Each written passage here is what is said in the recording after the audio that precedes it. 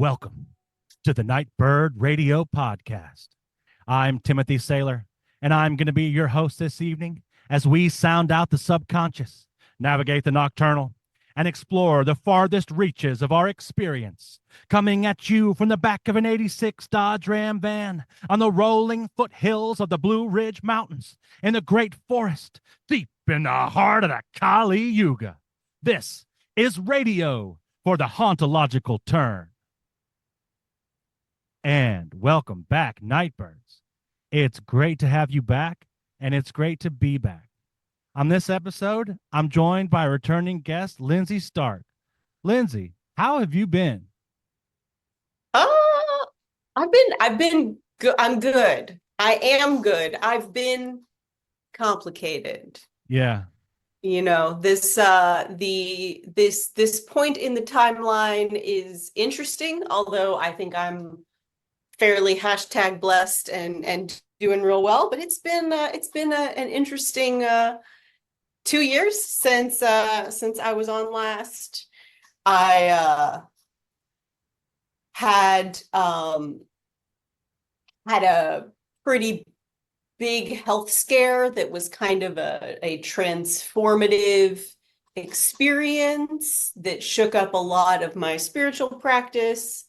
I took over hosting an intention group and now shepherd a bunch of weirdos through good vibes every week. And personally had a change in my family status and have moved actually back to my college town for kind of a beautiful midlife crisis new beginning, which has been real fun. Middle passage, I like Mm-hmm. as a term. Yeah, I think that's another initiation, right? Like, Yeah.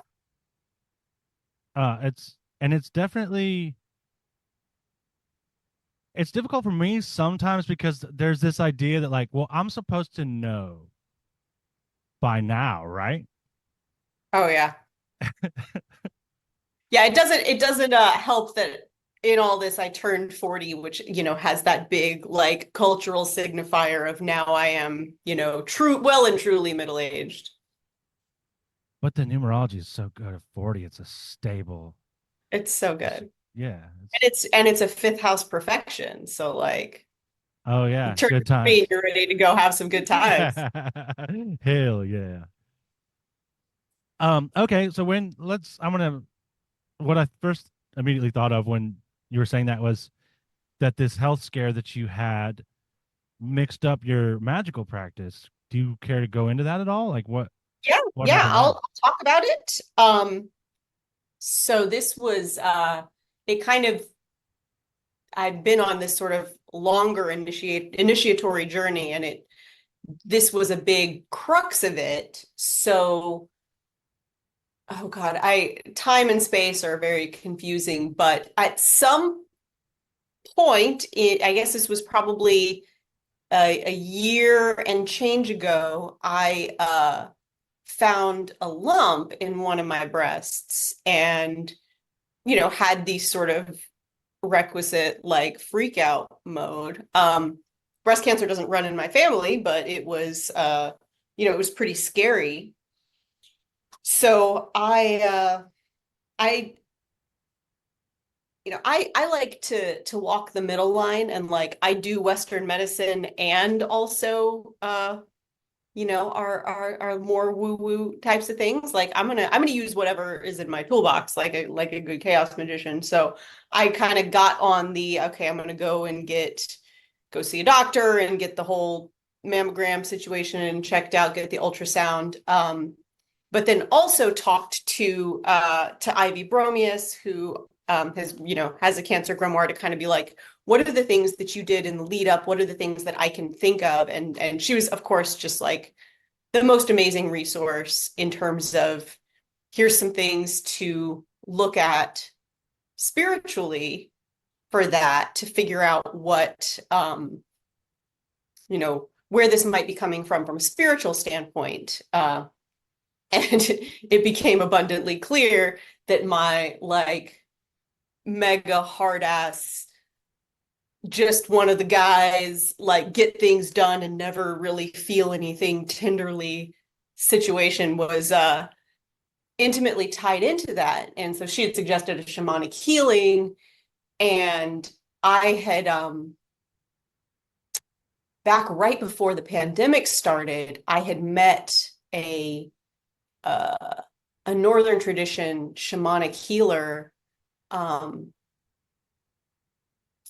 at an ancestral healing seminar, and she was just this really, those people where you meet, you're just like energetically, you just want to know them better. So she was like that. So I ended up reaching out to her, and we had some consultations about it, and it was very clear. She's like, yeah, this is the divine feminine coming through, talking about, I have some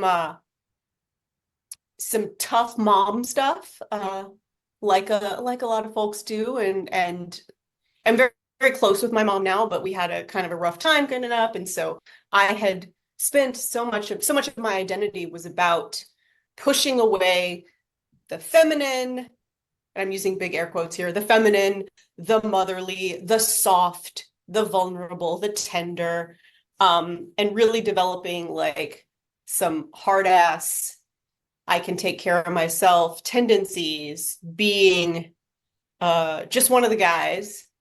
And so it was very clear that the medicine was letting some of that in and softening a little bit. And that's really hard for me. Tell me to go like deadlift something crazy or go do, one of those adventure races where you go for, 25 miles and get electrically shocked and stuff. Like, sure, that's fine. But don't make me talk about my feelings. Oh, That's so wild that you said that, because I had a dream a couple nights ago that I was in a taser fight. yeah. Wild. Yeah, sorry, it's just Yeah. a non sequitur, but Having, I will say, to non sequitur, your non sequitur, having done like a Tough Mudder, the worst part of it is that a lot of times they do those things in um, like unused farmland, and so all the mud, it's got a lot of poop in it. So I got some yeah. of the water in my mouth, and the sore muscles and the being shocked and stuff was not the problem. It was the horrific GI infection I got Like from doing that. foot and mouth disease or some shit. Like, I damn. think I just got like some kind of stomach, I don't gastroenteritis. even actually know what that is. So Yeah, I think that's something that like little kids get, or that's hand, foot, and mouth. It's it's all that all. head, shoulders, knees, and toes. So anyway, so I had this experience that kind of broke me open a little bit for some tenderness and thoughtfulness, and made me look at so much of my spirit landscape has historically been dominated by masculine spirits, and particularly, paternal or warlike ones. So it was sort of an interesting thing. So I've been just on a journey of kind of touching all of the aspects of the divine feminine, not just the motherly, but also, some of the, sexy man-eating witchery stuff too, which is real fun. Yeah, good Um, stuff. yeah, highly recommend getting a reading from Sasha Ravich if you ever can, and if you want to have your mind broken open in some really interesting ways. So I'm gonna have to get the information of this northern tradition shaman you're talking about too. You might have to send me that at some point. yeah, well, and the crazy thing, so I was gonna go get this. I was actually going to go and drive down to where she was based and have like a weekend healing with her, and then she and her husband got COVID, and so we canceled, and then my life kind of started to blow up a little bit, so I never went back down. And so I just realized recently, like, I haven't reached back out to her, and now she's like 45 minutes away from me. Oh wow. So, Yeah. I can go do that, and it's not going to be a big old thing, but I can just go be like, hey, so I actually, I'll shoot you her info, and also reach back out to her and be like, so it's been a while since we've spoken, and I promise I've been having some movement on the issues we talked about. Nice. Yeah, I would be down because I mean, I relate to what you're talking about a lot. Um, it's interesting because right because it's for like a different reason. Um, where I've my spirit landscape has been very dominated by masculine figures. I think I probably needed it because I grew up with no dad around, and so I didn't have that father figure. So when that happened, it was like, oh, this is great. Like I'm being initiated into this stuff.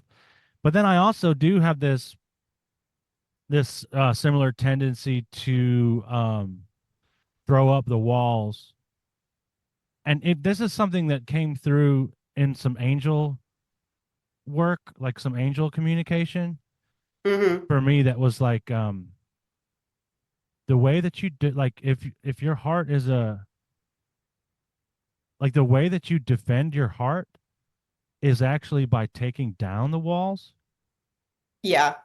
because it can get like it's more like a fire where it can get, and this is just kind of what came through, but it's made sense since then, right? Like it's more of like a fire that needs to breathe and needs to grow and like pulsate and stuff. So if I'm closing it in, I'm actually like doing it more Yeah. harm. Yeah. You're gonna extinguish it. Yeah, it's tough, right? Because you know, Oop, almost hit like the table. Sorry. my own addiction, it's like it's that tenderness and the not wanting to feel too much, and so like it's a tough thing to work with. So if you build up this shell of iron resiliency and strength, like that, some of that is what helped me to survive through some really gnarly traumatic experiences as a teenager, as a young adult. Like I had some real shit happen, and being a bad bitch like was what got me through. But now I'm to the point where it can be harmful in my personal relationships, and more importantly, it's sad, and I want to be able to be uh you know safe with the people who are safe, instead of constantly uh on the back foot, worried about you know protecting myself all the time. And some of that's that, you spend enough time working with war deities, you start to live that warrior mindset. And I don't think I'll ever lose that. But that's where I think, some of this initiation for me has been with the tender feminine. And I think eventually the the final transformation is to uh take some of my allegiances to the masculine war gods, and starting and become a shield maiden for a war goddess. Hell yeah.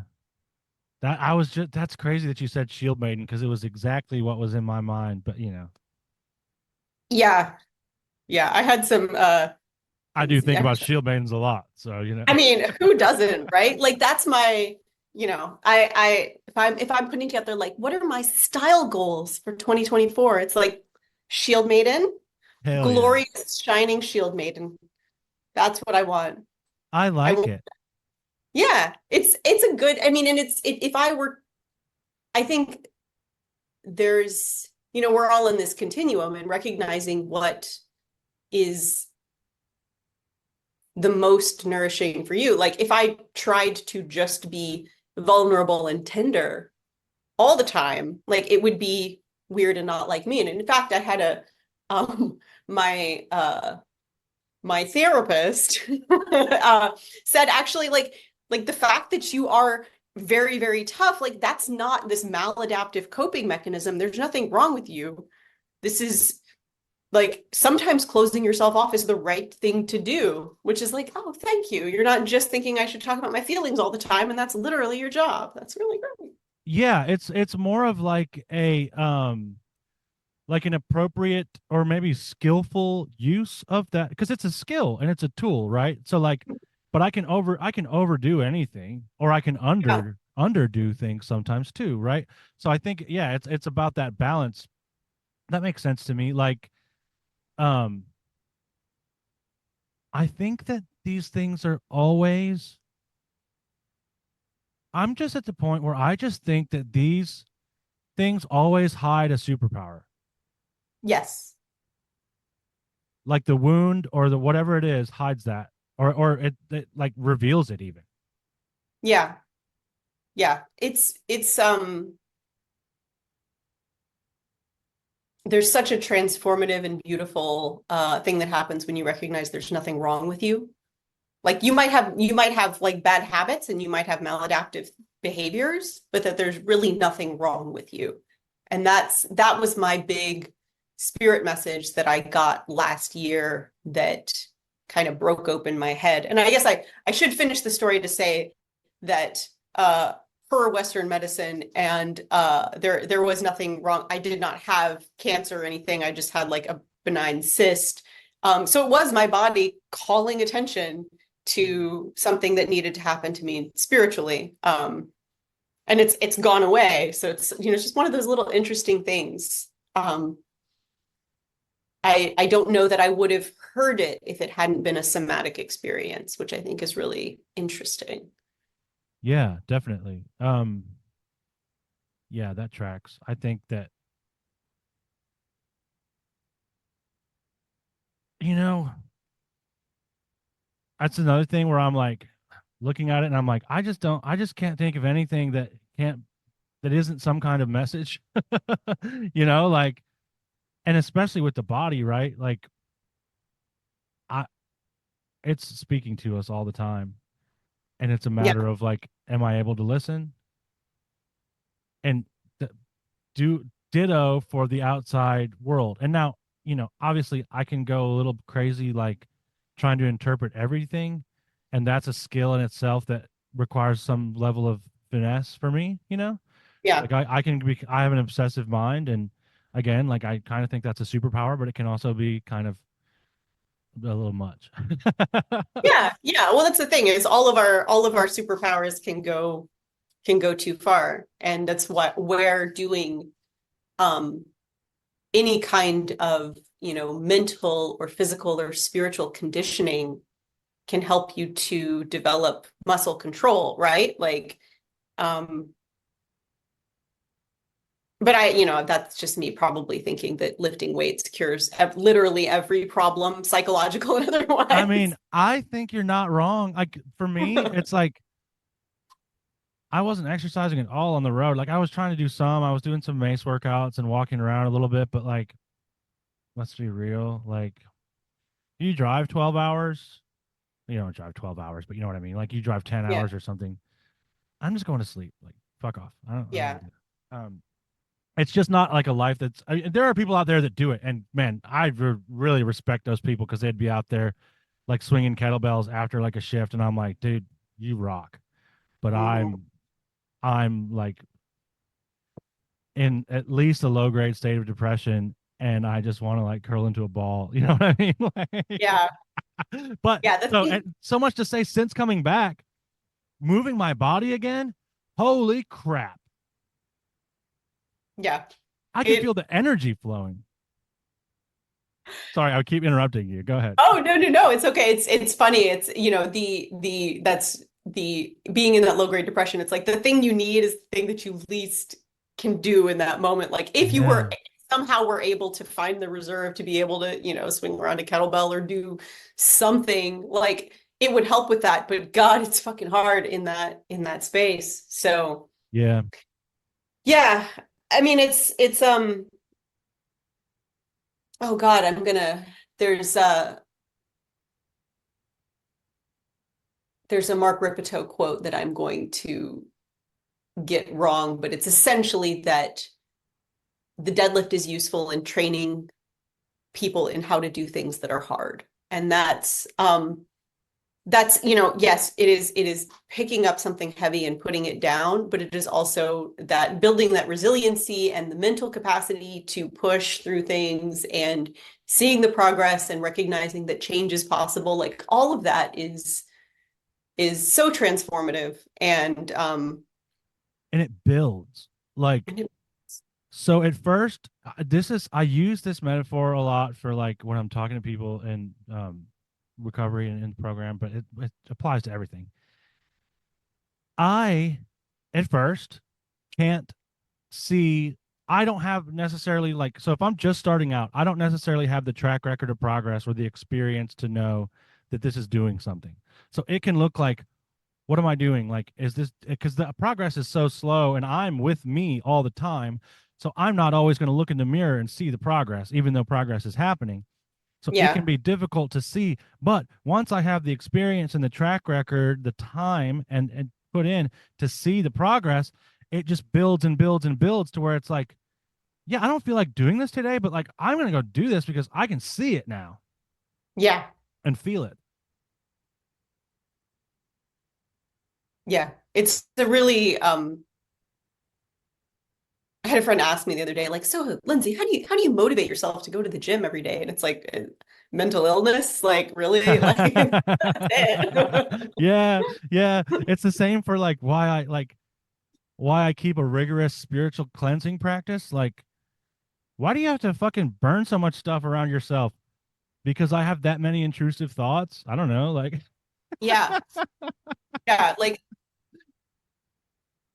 that's the concept of hygiene, right? Which I feel like has sort of come in to mean this tiny thing of like keeping yourself clean, but really it's building structures for the maintenance uh of most flourishing. And so it's why, you have sleep hygiene and obviously physical hygiene, but I think there's spiritual hygiene of recognizing like I have a lot of stuff sticks to me and I need to clean it up very often. I have really come to realize like I need to do something like the headless rite, at least every 6 months to self-exercise because otherwise I'm going to end up being dragged down by something.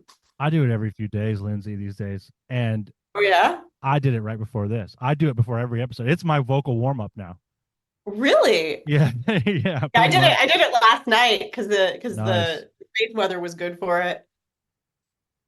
That's one that's you can feel the through line of the ancestors of practice where you're like, I am just so connected to this old Egyptian guy right Yeah, now. it's awesome. It's great Yeah. stuff. I'm taking Jack's PGM course right now too. Shout out Jack Mm. Grail. He's got good stuff. Um, and yeah, obviously it's in there because any course would be on the PGM would be incomplete without that. But it fits into all that stuff too, right? Like I feel like there's so much of the Greek magical papyri that also builds on each other, right? Like Yeah. there's some that are like initiations, and then there's some that are like, yeah, I can just see that. I can see that Theban wizard or whatever they were. You know what I mean? Isn't it like a Theban or Mhm. something? Like um all those years ago doing that same thing, singing those same names and getting that same feeling when the wind picks up. Yeah.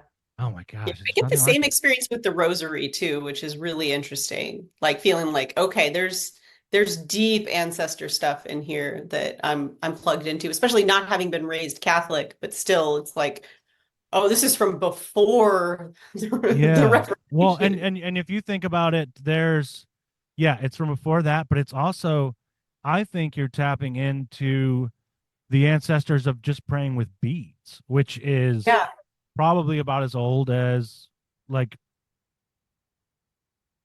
it could possibly be older than language for all I know. It's old, like, Yeah. and so I think there's that to it too, like picking up a string of beads and just like fingering the beads, man. There's something about Yeah. that that's Yeah. Well, again, it's that like that interesting somatic awareness where the body stuff gets in so much more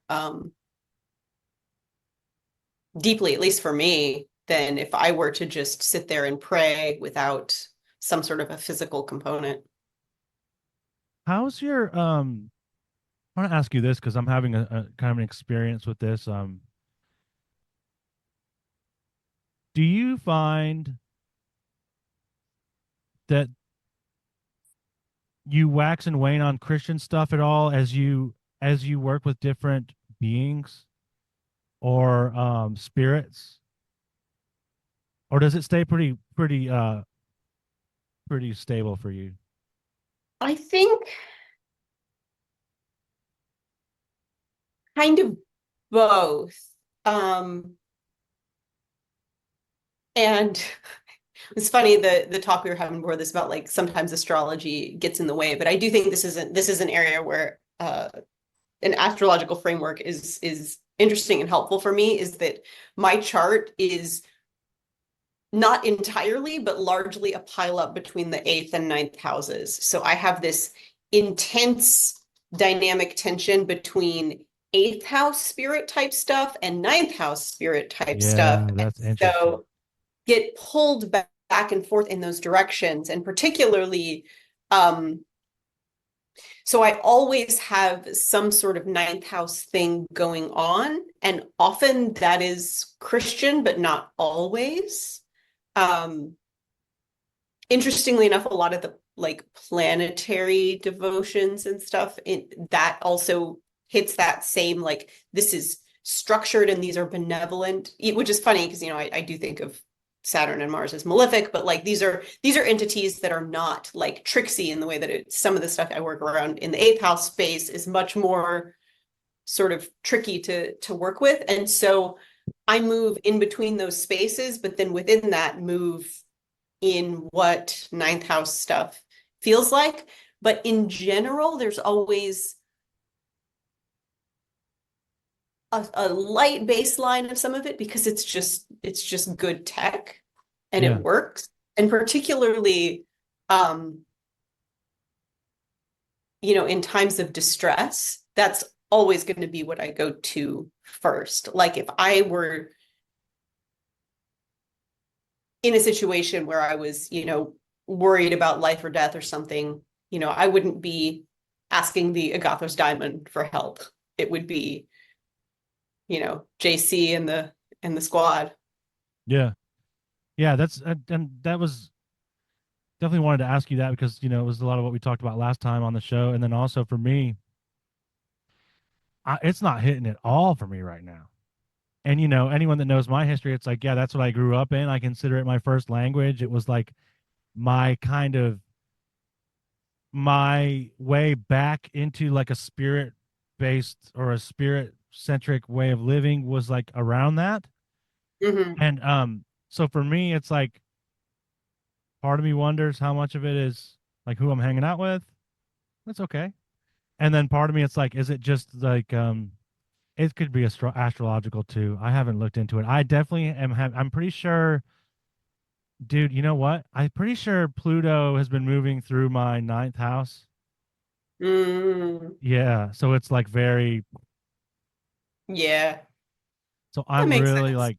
like right, like you're talking about. I always had that too, where it was like if I'm about to be run over by a train or something, of course it's going to be Jesus, save me, Jesus. You know what I mean? Yeah, But I am actually at a place now where in those moments, and to me that's just a matter of practicality, right? It's not even so much that it's like it has to be that much of a catastrophe, but it's that like who's my go-to ride or die? And right now it's Akate. Like, and I would go to her for any, you know what I mean? And like, yeah, I did not expect that to happen at all, which is kind of why this stuff is so fun, right? yeah. That's really interesting. Yeah, she's been knocking for me for a little while, so I need to open the door and have a conversation. She's been knocking for a lot of us. And Yeah. she does when you were talking about that divine feminine, like there's that motherly, nourishing figure, and then there's also like the I mean, one of her epithets is black bitch. You know what I mean? Like Yeah. she's badass too, and but I feel like she really holds all that. I think because she's so ancient. Hmm. I mean, obviously there's more to it than that, but I think like she carries a lot Yeah. of that energy. Well, and that's the sort of the feminine mystery, right? Is that every woman is all of those entities. Oh We yeah, are good point. all of those roles. And so you get a little bit of all encompassing in everything. It's like Thunder Perfect Mind is what it brings to mind. Yeah. All those dichotomies. Yeah.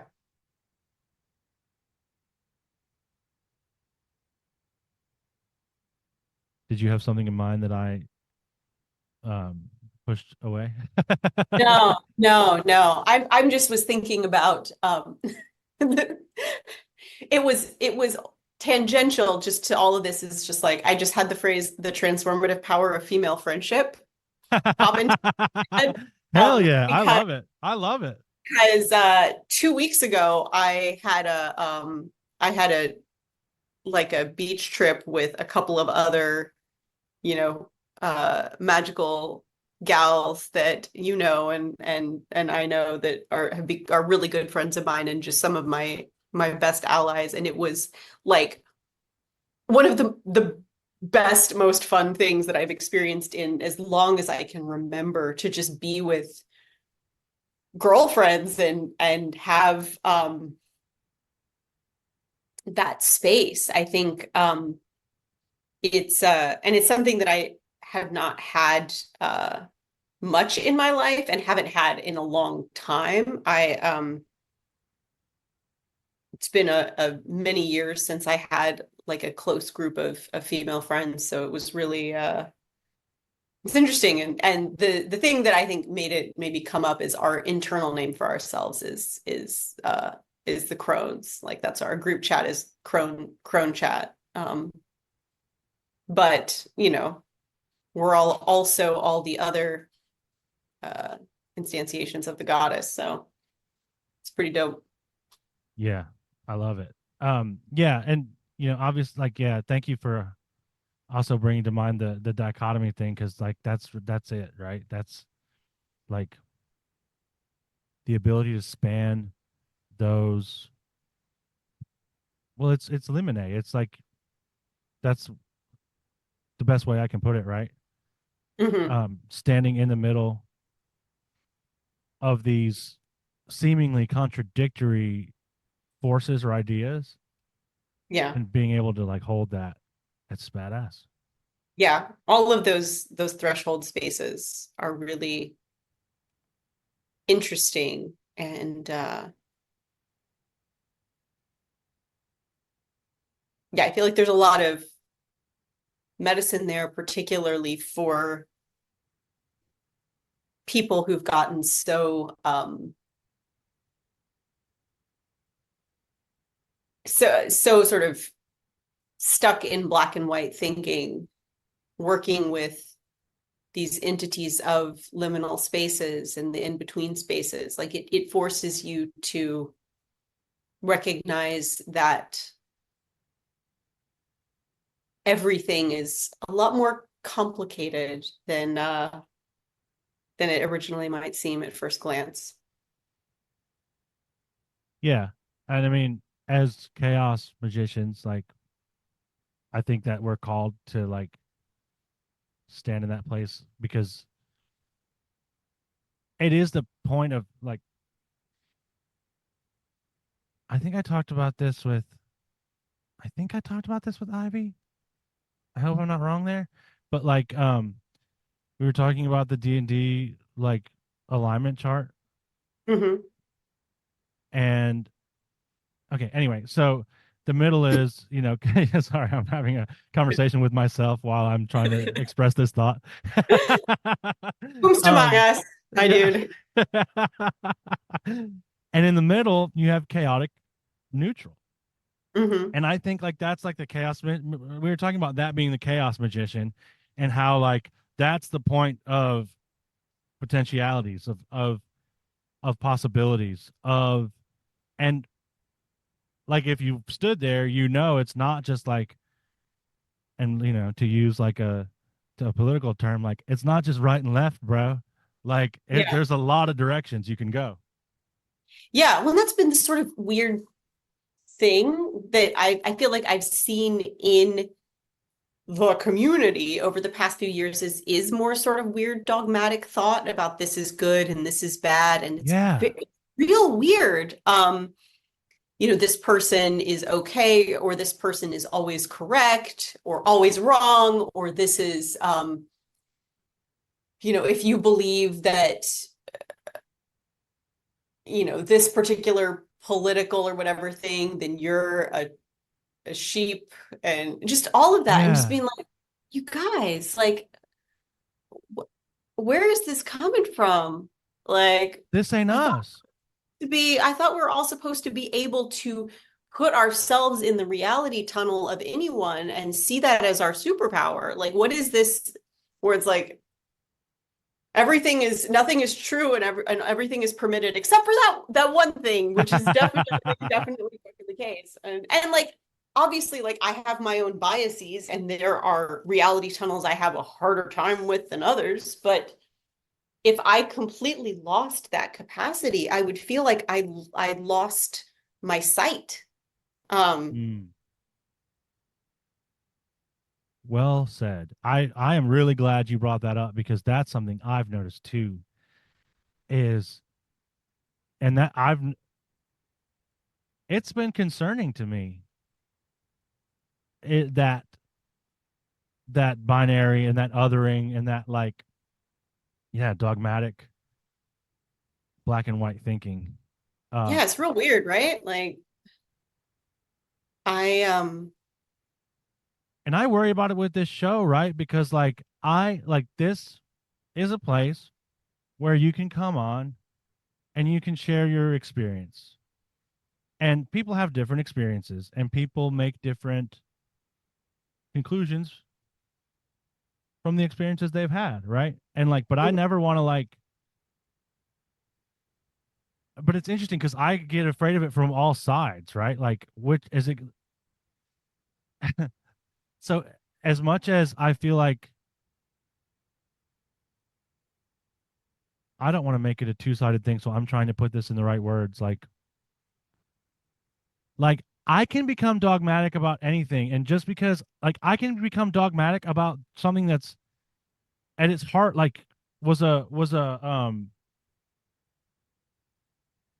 correct. Correct isn't even a word that I like. With just because,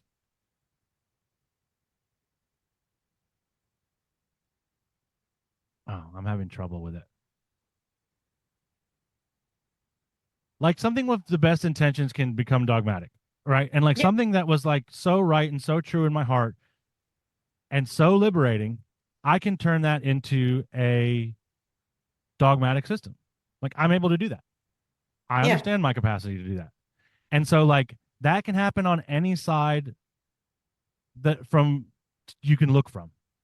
It's a prism, right? It's like a multifaceted gem. And any facet I look through, like you're talking about the reality tunnels, like mhm, any reality tunnel can become more yeah. tunnely than it should. Maybe help me out here. What are you thinking? No, I agree. I mean, it's the again, it's like, I'm just going to keep going back to the strength training metaphors because it's so fucking useful. If you only work push and no pull, you're going to end up with crazy muscle imbalances, and eventually you're going to pull your shoulders forward in a way that, like, you'll never be able to stand up totally straight again. Or if you only work upper body and you don't work legs, you're going to end up like throwing your back out and all this. Yeah, don't There skip is leg day, dude. never skip leg day. I mean, that's my own if I have any dogma, it is not skipping leg day. I actually I have I like strained my quad tendon recently and had to go for like a 4 week mesocycle of only upper body, and I was going nuts.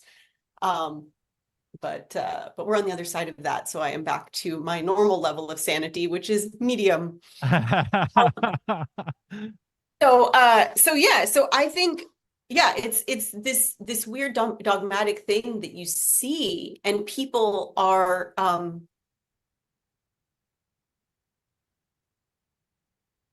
it's a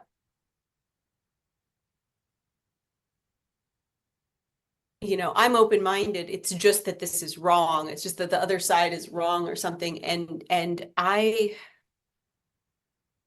there are definitely reality tunnels in the world that I think are deeply wrong and evil. Like there are evil beliefs, usually around like inferiority of a racial group and that lead to like genocide, stuff like that. Like I will come out with the controversial statement that I am 100% anti-genocide. Uh, but as a thought Brave. experiment, it's useful and powerful to think about what are the cognitive tricks that lead someone to get to that space, because it's not just that they are evil, they are somehow getting convinced, whether it's because of how they're raised or experiences they've had, that this is the correct, and like understanding how someone gets to that reality tunnel is really useful. Like nobody's just like bad and stupid. There's usually a path that gets them there. It makes me think of how I think it's such an interesting phenomenon that there are museums that specifically collect and display like the horrific racist shit from the Jim Crow era and the Civil War. And so you can go to a museum and see like shackles used on enslaved people, and see weird like horrific caricatures, and see face paint that is for doing a blackface performance, and see all that, because understanding that it's the material culture of a reality tunnel, recognizing that these weren't just weirdos in the past who were crazy and evil and wrong, but that this was something that was enculturated, like that's fucking valuable. So like it just drives me crazy that there's any idea that you can just throw out the ideas of the other side as people are the other side, as if there's two sides to anything, or people Right. that you disagree with as if they're just deluded or stupid or evil, and not saying that like, oh, everybody's got a point, but just they got there somehow, and understanding that is like a baseline valuable thing. And it's a valuable thing as a magical practitioner to be able to understand spirits, because they don't fucking think like us. Yeah, I think that what's real, another thing that's really important about it too, is that okay, for me, like most evil, 99%, there's like maybe that small amount that's like that archetypal evil that is just Mhm. is just straight up, like Sauron or some shit, right? But like Yeah, most evil is done in blindness. yeah, And and so where and so like what you're talking about, like having the items visible that you can see, like, okay, this actually happened. How did this happen? Why did people think this? It's important because partially it's shadow work. Like if I do not believe that I am capable of committing any atrocity that's ever been committed, I'm capable of all of it as a human being. I own a part in it. And there's an ancestral component here too, right? But I own a part of it just by virtue of my humanity. If I become divorced from that, that's the danger zone, right? exactly, exactly. We are all infinitely capable as human beings of doing great good and great evil, and understanding how that happens is, yeah, it's so huge. And it makes this the weird sort of polarization of like, well, no, it's just the other guys are just, they're just racist, or they're deluded or whatever. Or they're just dumb. Like that's when I see a It's lot. dumb. Yeah. And it's like, dude, that's not helping, because what I do when I do that, and I use the first person always because, that's what I do. Um, it's actually for this reason, so that I always maintain a connection to this. So what I do when I say like, oh, that's just stupid people, or that's what stupid people do, or they're just, Mm-hmm. they're just like troglodytes or whatever. Um, so I actually, by putting that into my shadow, all the like in a Jungian sense, like what that is going to do is it's now going to be projected out into the world. And it's like, I'm not trying to do that. I'm trying to end that cycle. And that's where like I think the ancestral stuff comes in, right? Is like understanding, like understanding the past and understanding what's happened and coming to terms with it, instead of like creating this, well, we come back to like impermeable walls, right? Mm-hmm. Creating this wall between me and the evil, um and saying that's never going to be me.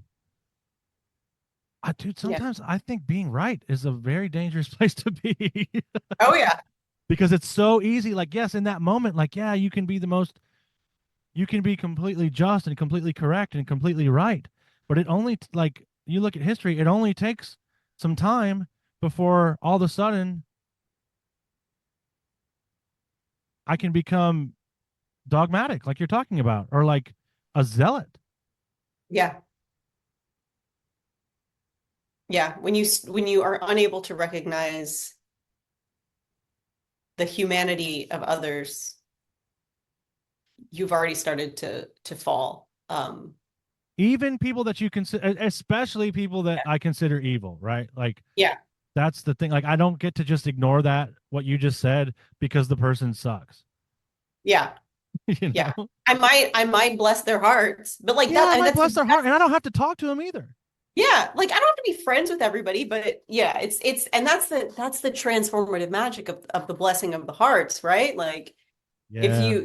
you can you are praying for someone to get their shit better, and giving them all the best, while also clearly acknowledging that they are not not doing the right thing. Yeah, that's just some good Southern magic right there. It's such a good spell. My dog has got strong feelings about this and has decided to come stare at me. I bless your heart as well, June. Um, Junebug. oh, she's a good girl. So yeah, yeah, right on. I think this is all, and it's interesting thinking about it also as an animist. Like it's weird to have people who are, like, oh yeah, trees are people and human, and I'm going to empathize with them, but they still sort of see other actual human beings as like, yeah, but they're just kind of, Yeah, right. That's a good incapable. point. It's a really interesting one. And again, like there are people that I don't agree with, and like, of course, I'm not like saying that everybody is equal on the continuum of correctness, but everybody is human, and that is it's interesting, and seeing that in yourself and being able to recognize that I too have human foibles, and that's the beauty of working the steps and stuff too, is it makes you very acutely aware of your own humanity. It's the best shadow work there is. I just, I'm so glad at this point in my life that I have addiction and alcoholism in my journey because it brought me to some of the best tech I've ever encountered. It's just amazing. Yeah. Yeah, it's funny. I've said to I think I last time I was on, I talked about how my mom is also in recovery, and seeing her get sober when I was a teenager was, she's always like so apologetic that she hadn't been there when I was, going through some shit and all that. And it's like, well, number one, like we can't change it. I forgive you and I love you, but um seeing her get sober when I was 16 was an incredibly transformative experience of like people can change, and life, like you're not stuck, you're not just one thing and living Beautiful. one way. You have the ability to transform yourself and transform your life and get better. And I went from being, and granted, it's developmentally appropriate as a 16-year-old to be a total piece of shit who thinks you know more than everybody else around you. But it really helped accelerate me going from I'm smarter than every single person I've ever met and I know everything to like, damn, humans are complex. And maybe I don't know everything because I was convinced that my mom was always going to kind of be this mess. And here she's transformed herself and transformed her life and our lives. And I guess people can change. And I guess I was fucking wrong. And I guess I should be more compassionate because everybody's generally trying to do the best they can with what they have. Yeah, and I think that's an example of something that's really powerful that I'll always appreciate that you know, I must have gotten from Christianity, right? Is the idea of just like that radical forgiveness, and but then from really from AA, the idea that people can change, and that's I love that story too. Um, yeah, I used to think that people couldn't change, and that's actually just like a big problem for me in general. Is this I get the idea in my head that things are permanent, and Yeah. there nothing is. It's all moving. It's all flowing. It's all in this state of flux, and if I get fixated on where it is, I'm going to miss where it's going and where I'm going with it. And I can do that. That's okay, but it's a much better experience to flow with it. Yeah. Everything changes, nothing perishes. Yeah, I love From that. Ovid's Metamorphoses. That's It's I got some Ovid right here on my arm. hell yeah. Time devours all things.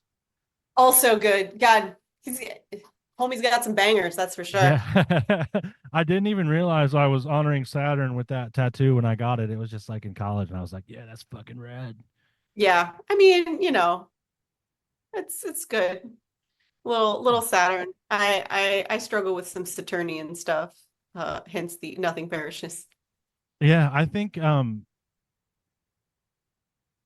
that's the nature of Saturn. Is to struggle with Yeah. the stuff. Yeah. It's interesting, all every feel like there's some planets that I like get much more intuitively, and Saturn's just always a little bit like, so someday I'm gonna really grok you, but it ain't yet. I'm just like lighten up, bruh. Yeah. So that's a good segue into the astrology stuff we wanted to talk about, I think. Oh yeah. Um, Yeah. The curse of astrology. yeah, this is good because you mentioned this before we started recording, and I'm like, damn, you reading my mind. Why don't you want to open that up? I mean, I'll just keep it real simple. Like, I feel like in the current magical renaissance, everybody's gotten real into astrology and especially classical astrology, and we all, are buying the sphere and sundry stuff and listening to Chris Brennan and consuming all this stuff around the space weather. And that's good and it's useful, but it's made me a much less effective magician because I just for an example, I had a spirit that came knocking for me like over 2 years ago that was like very specific, like, I want you to do this and consecrate an altar for me and do all this. And I just kept putting it off because there wasn't the perfect, like, Mercury election. And so was not doing the magic that I needed to do because it's like, oh, but this is not exactly right. And maybe I'll get exactly, stuff will be in Gemini at some point and it's going to be perfect. And finally it was just like, okay, this is not the most possible perfect. Like, if you have great space weather, sure, but at some point just do the magic, especially if you're finding yourself not doing work because you're waiting for the perfect moment. Like, it should be additive, it shouldn't be subtractive. And I once I started to kind of chill out more about it, and especially not get stressed about it. I think the other thing that's real weird is the people who are like, oh man, it's an eclipse. Like, I'm never gonna leave the house again. And We all know. I'm yeah, I'm an eclipse baby, so like I'm probably a little more like I have like real good K2 stuff. Rahu's a little bit spicier for me, but Yeah, I wanted to ask where you're at with that because I know last time we talked, I think we talked about that, didn't we? Anyway, sorry. maybe, yeah. We might have talked Yeah, about it off the air, so I'm trying to remember. yeah, I can't remember. But yeah, so I have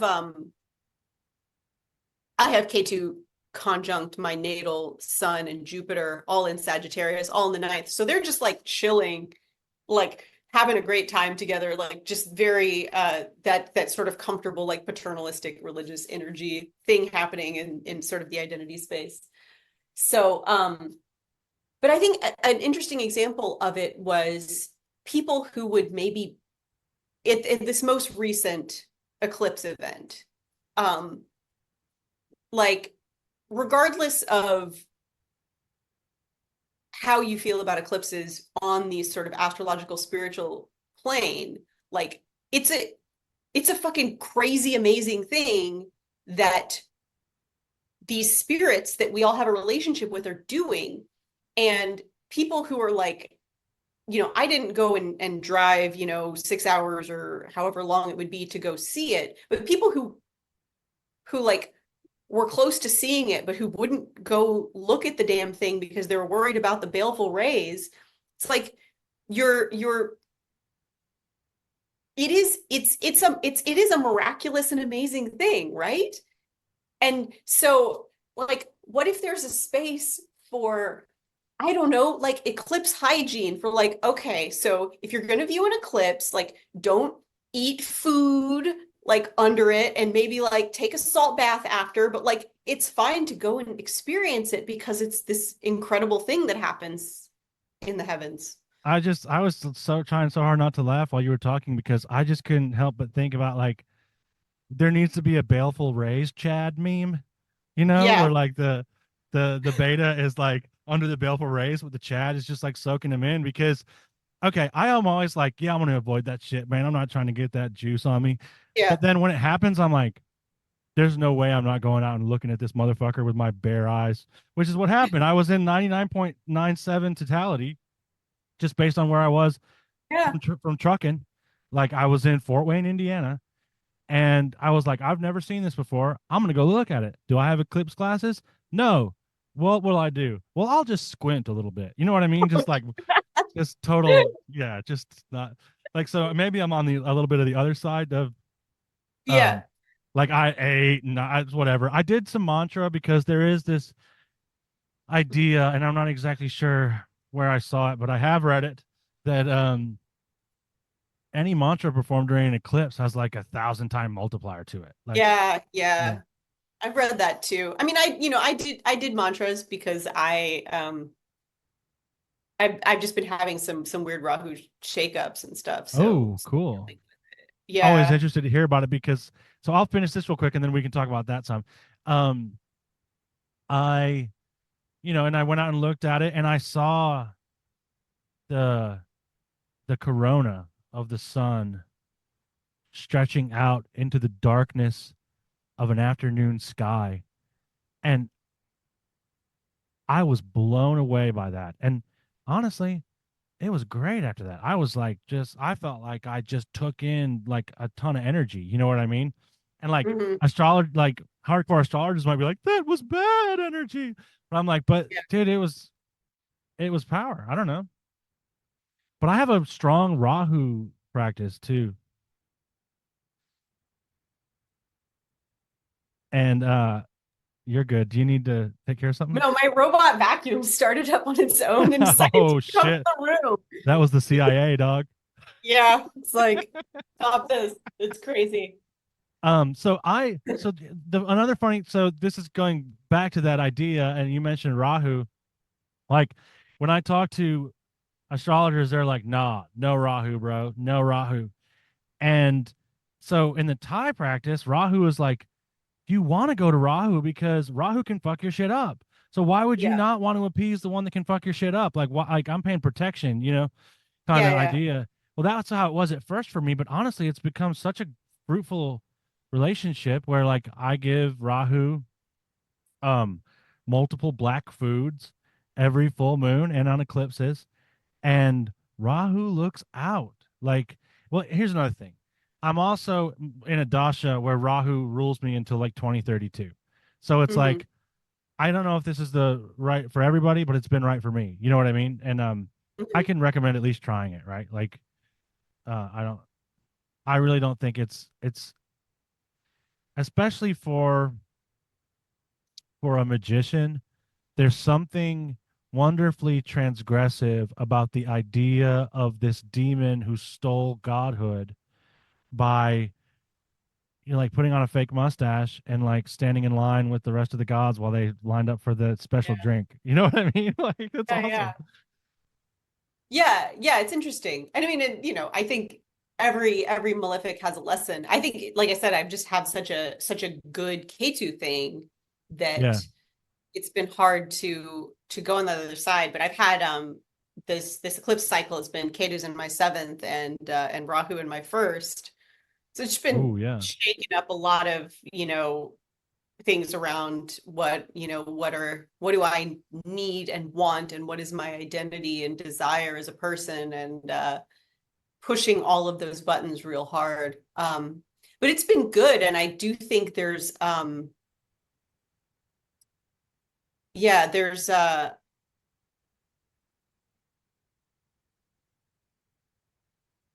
I did not feel as fearful of the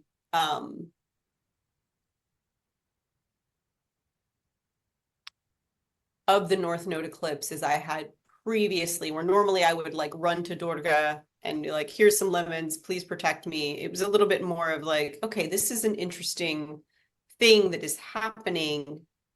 But again, also recognizing that like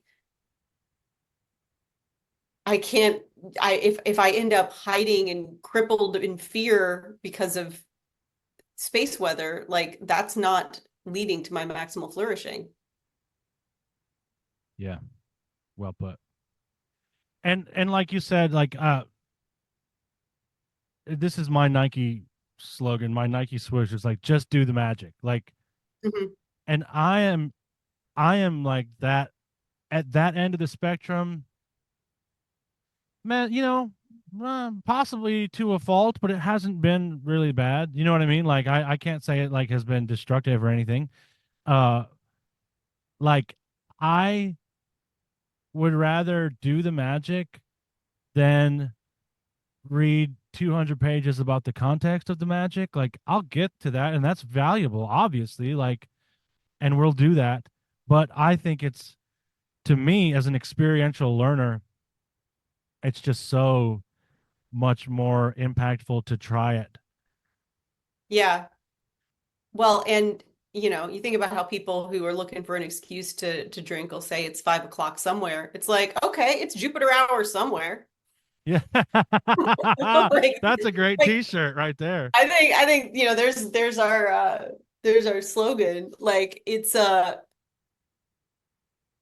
you can't let if there's a great election coming up and you have something and you can plan for it, that's great. But like, sometimes sometimes you've got to do some sort of healing thing on a Tuesday and like you do it. Yeah.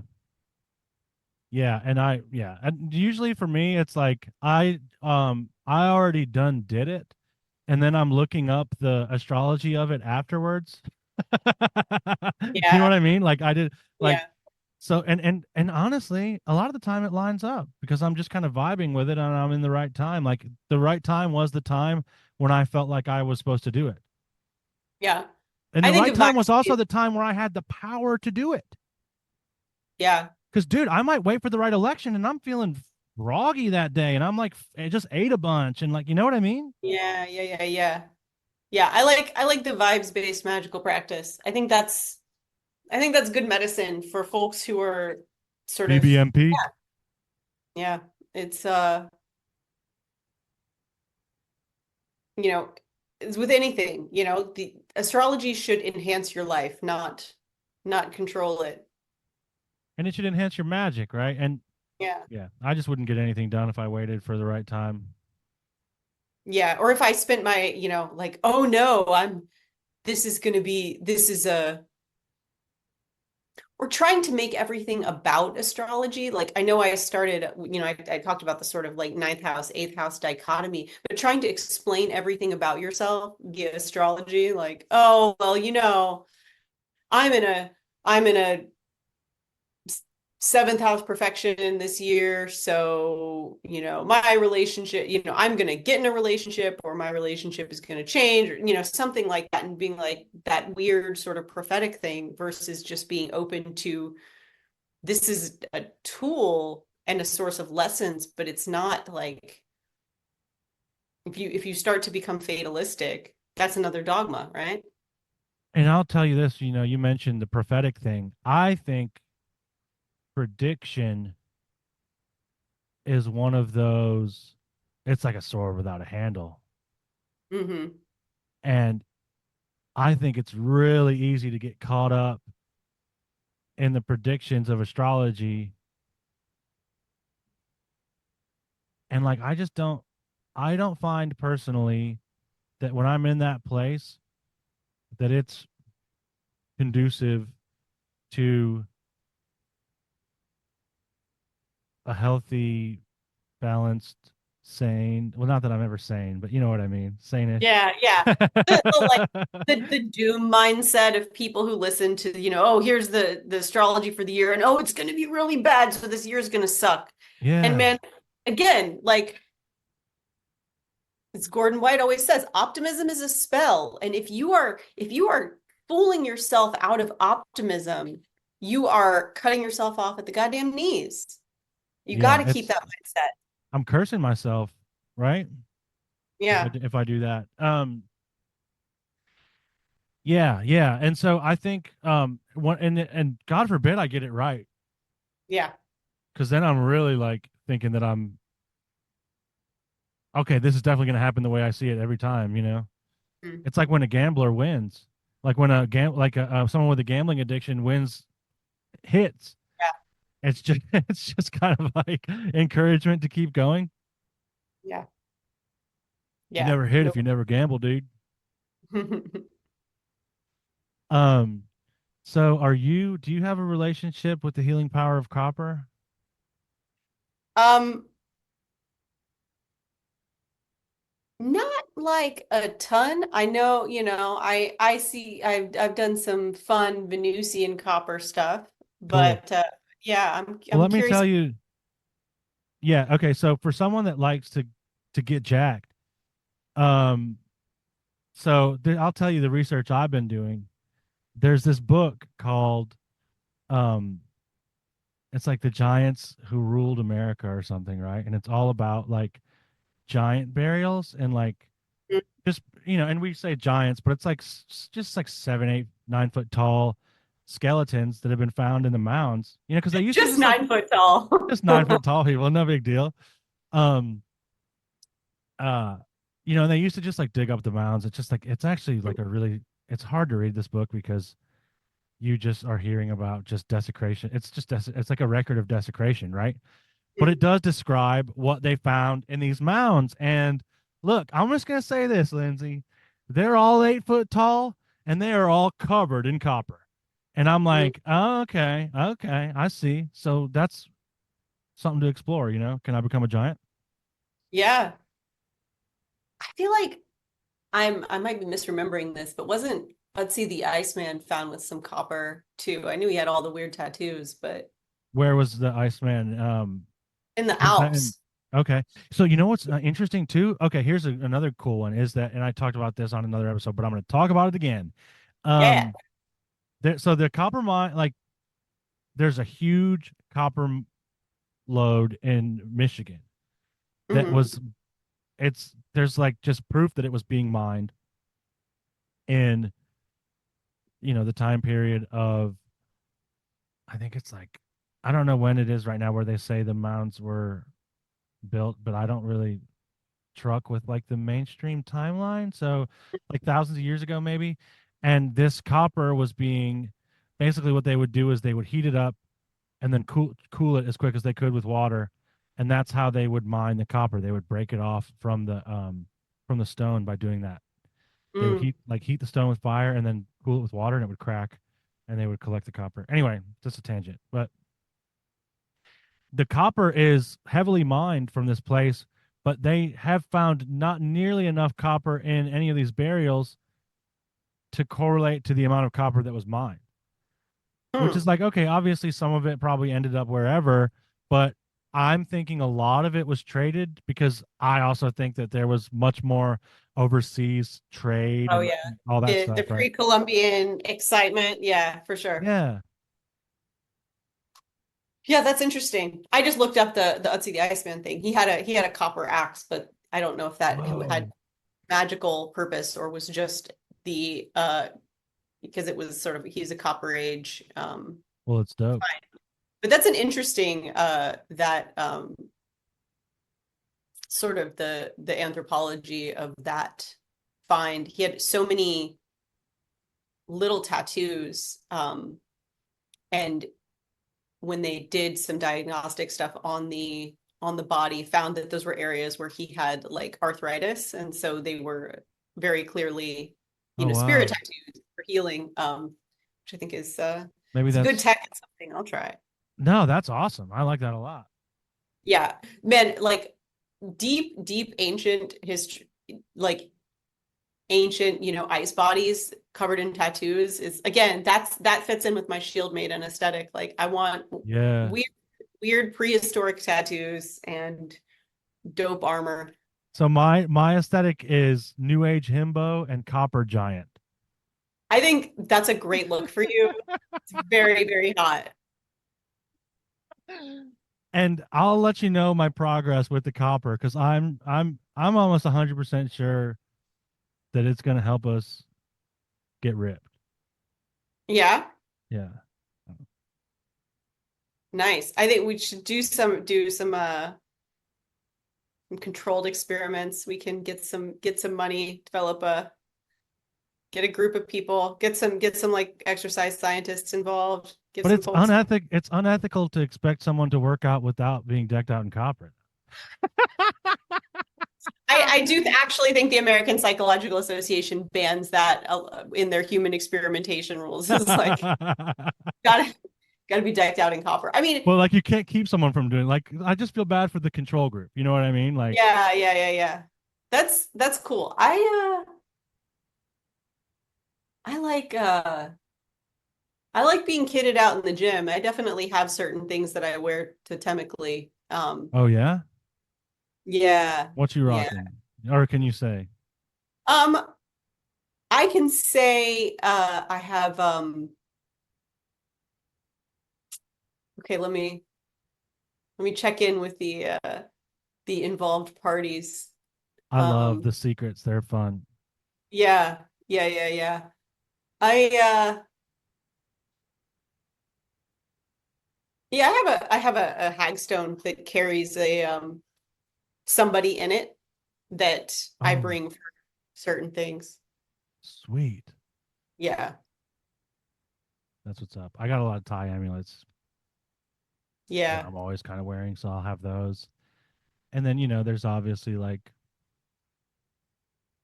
paraphernalia of certain gods. Paraphernalia is a weird word. I don't know why I Yeah, use that. yeah, You know, my totemic meth pipe.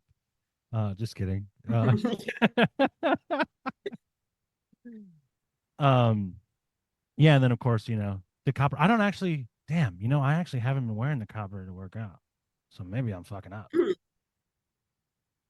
Yeah. But I'll tell you what, I swear when I put it on afterwards, it makes my what is it called? The soreness. The What's the DOMS. DOMS? Yeah, it really helps that. Interesting. And I have it on each wrist at the moment. Nice. Um, yeah. So that does really seem to be a thing. And obviously like placebo is kind of its own magic, right? Hmm. So I I think have somebody who's like making me some magical jewelry. Maybe I'll ask for a copper diadem. I think that would be extremely dope.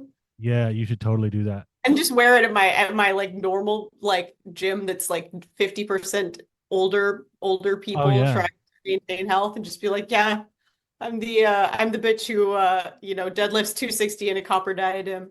Fuck yes, that is rad. I just remembered that a diadem is a crown, and now I'm like, yeah, fuck yeah. Talk about Yeah. I am talk about this Shieldmaiden aesthetic. yeah, this year is big crown energy. I was thinking I want a magnetite crown earlier, like, and this is so I can't even finish this sentence because this is just like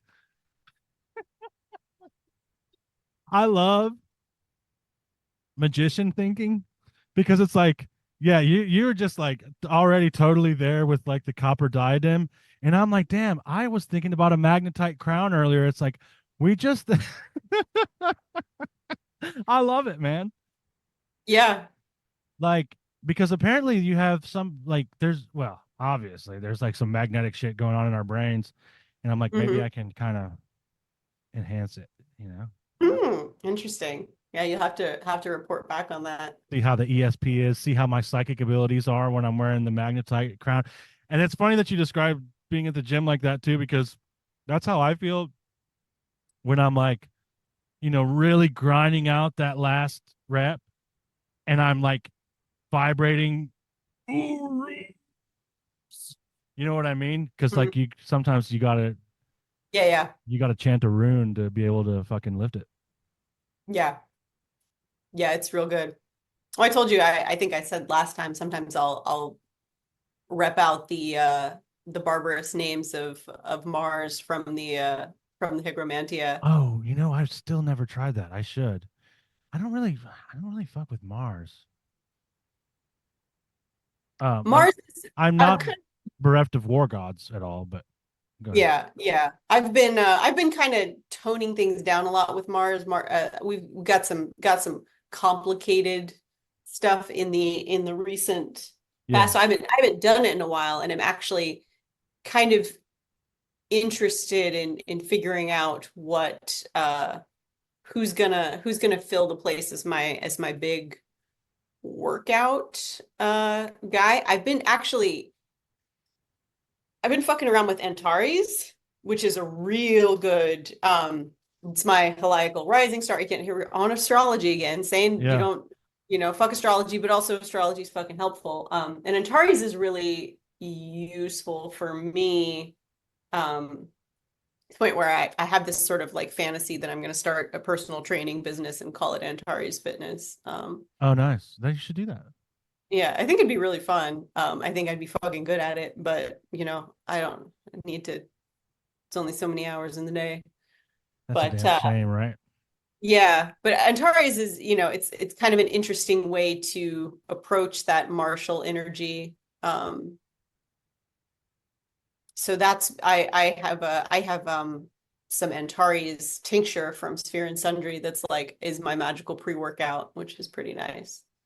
Magical pre-workout is I am slacking in that area. Damn, dude. I need to be thinking about that now.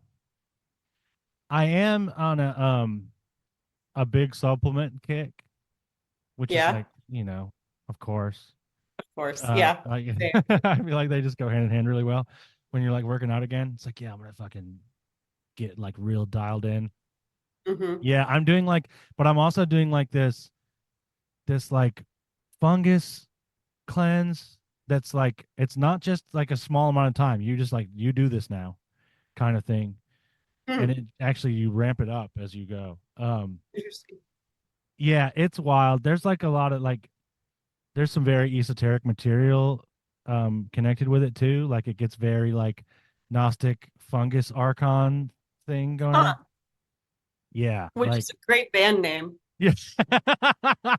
Yeah, it's like a sludge metal like Yeah, right. I think I saw them open for Mastodon years ago. I love it. Yeah, which I feel like that's helping some stuff and it's giving me like really interesting kind of like I swear it's helping me with spirit contact too. Hmm. Yeah. But I don't know, sometimes these things kind of come at critical mass where it's like I can't say which is which. It's like a lot of things all coming together at once, you know? Yeah. Yeah. I try to like introduce one new thing at a time so that I can kind of um figure out if it's a specific thing versus, something in a constellation of things. That's a How do novel you, concept. yeah. Do you or pre-workout, do you like the like beta alanine that like makes you like get that itchy feel, or is that? No, I haven't tried that, but I know some people that like snort ammonia or some shit. What is that? Have you seen that? Oh, that's like a power lifter thing. It's Yeah. weird. I've never done it, but the like competitive power lifters have all sorts of weird Yeah. little I, things they I of do. course love to snort shit, so it's like, oh, that looks cool, but I don't know how I don't know. Yeah. Um See, for me, it's like I'm like the pre-workout. I was like, can I get a special drink? Can Yeah. Mama get her go juice to have first thing in the morning so that I Yeah, can can I have get a potion? at 6 a.m.? Yeah. What is the beta alanine? Is that like what does it do? So it's a shit. I'm gonna forget exactly what the it's an amino acid that I think is supposed to help with like muscular endurance and give you a little bit more of a pump. Doesn't really do much, but the weird thing is it gives I think not everybody has the response to it, but it's fairly common. Like it gives you sort of the full body itch. Yeah. Um, like all of your muscles get really tingly, and a lot of people really hate it, but I love it. It's like I feel like all of my cells waking up. So it's just part of this whole process of like, oh, I'm tingly, I'm in tune with Antares, and I'm gonna go do the thing. Hell yeah. Yeah, I see. I don't do a lot of pre-workout stuff that's like specifically pre-workout.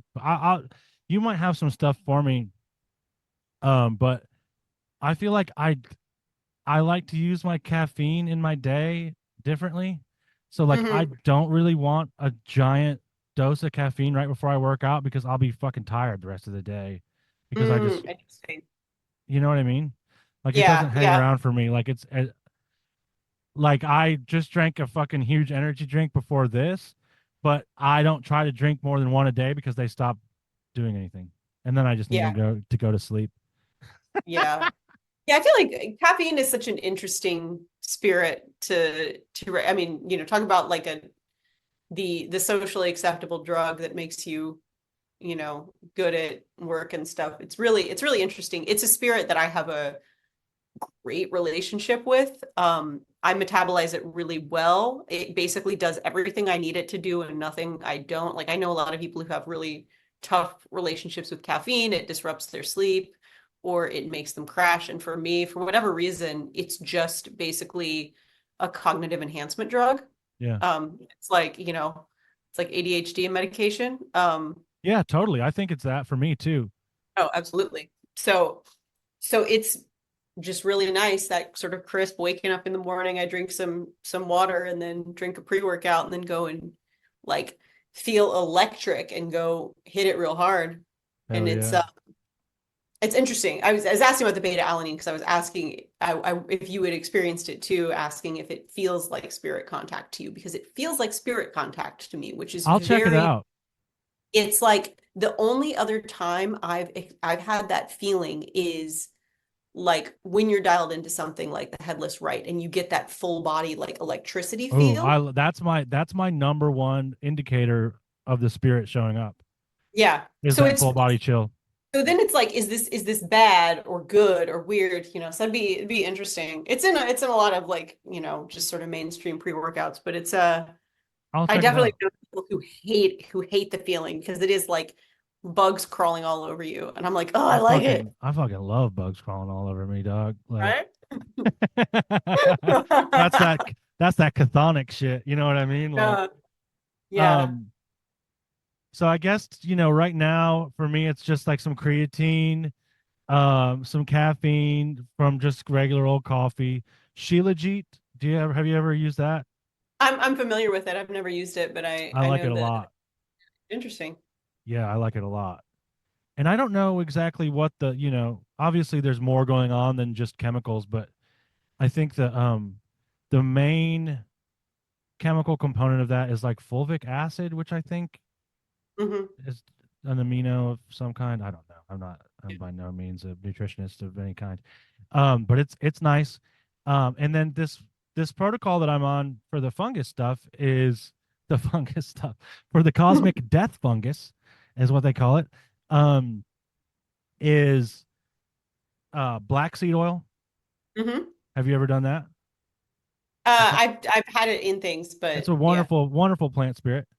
The Nigella sativa. Um, Yeah. oregano. No, sorry. Yeah, oregano oil Hmm.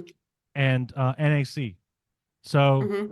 I feel like it helps. And then I do a nitric oxide booster too. Interesting. Yeah, which is like I feel I don't know. It's one of those interesting things because with these supplements, I can never tell. Like I don't know how much of it is, and obviously like we're magical people, so like it's all kind of in the same area in the Hmm. same package, right? I'm like, how much of it is it just like is placebo plus like this just getting in a good place of knowing that this thing is working for me, and then also obviously there's plant spirits involved. It's like a stack of things, Oh and then yeah, the there's the ritual. chemicals, right? The Yeah, ritual, yes, ritual of it is really powerful. So another if we're going to talk about like workout magic tech, another thing I've done is you know how all like the cute gym girlies now have like the matching like tops and shorts or like tops and leggings. And yeah. like that's the vibe. So I do that, but I color coordinate to the planetary spirit. So Oh, like nice. Tuesday lifting in red, Friday lifting in green, you know, Saturday lifting in black. Hell yeah. Just as a little like cuz I can do it. Yeah. And yeah. And I don't look good in yellow, so it helps that Sunday's a rest day. Hell yeah. So what's your so what god rules your leg day? I do a little legs every day.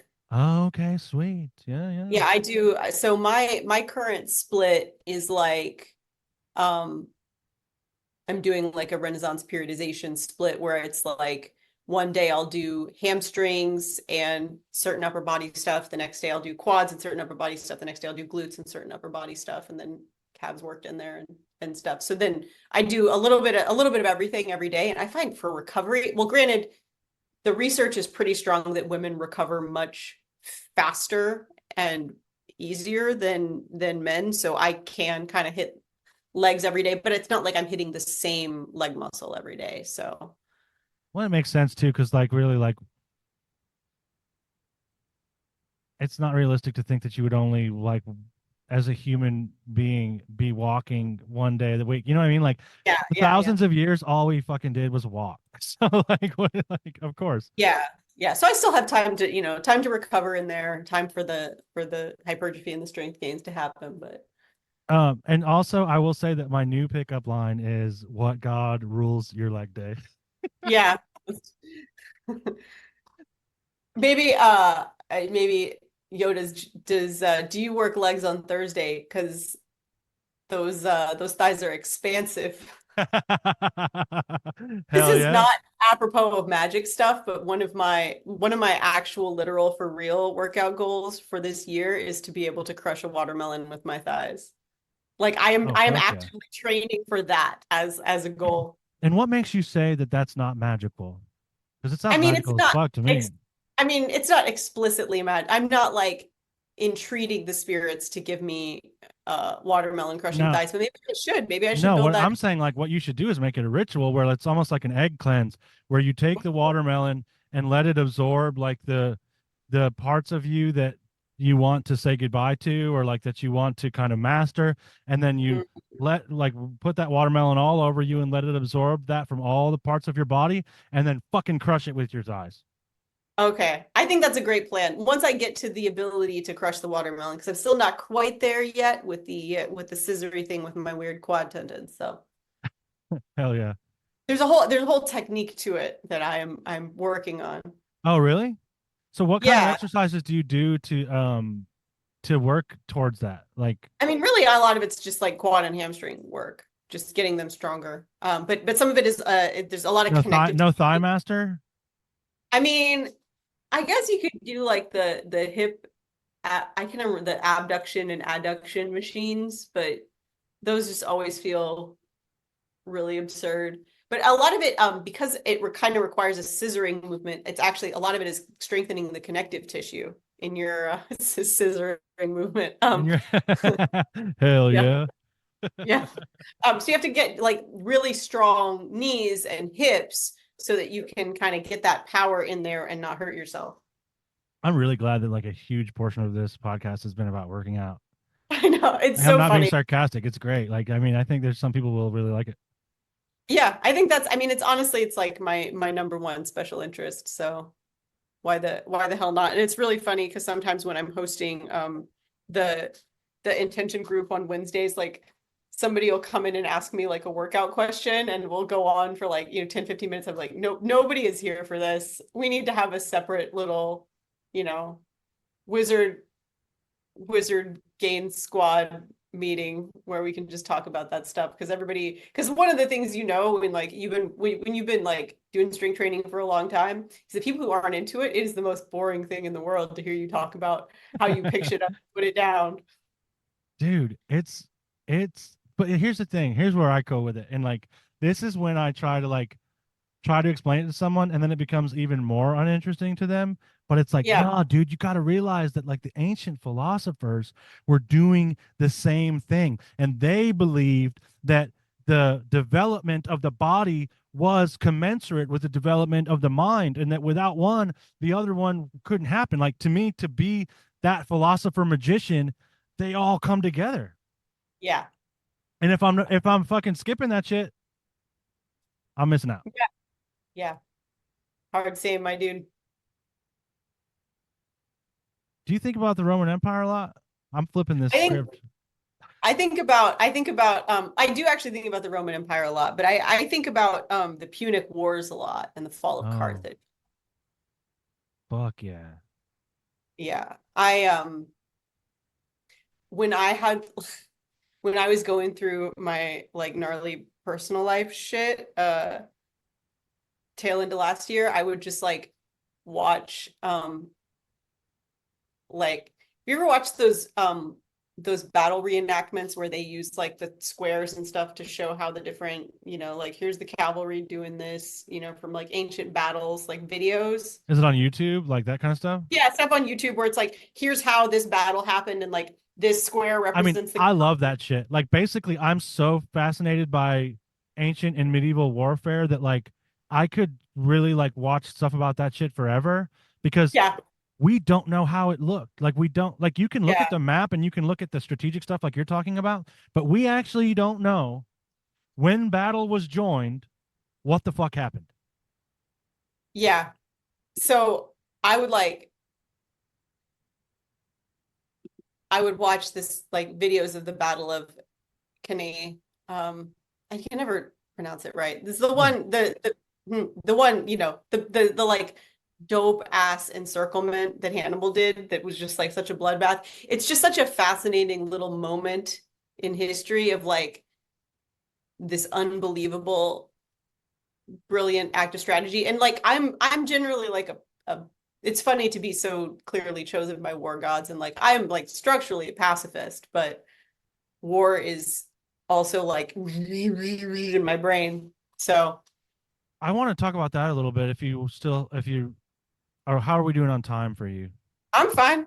Cool. Um, I think about this a lot, and of course, I think about it when I'm working out. And Yeah.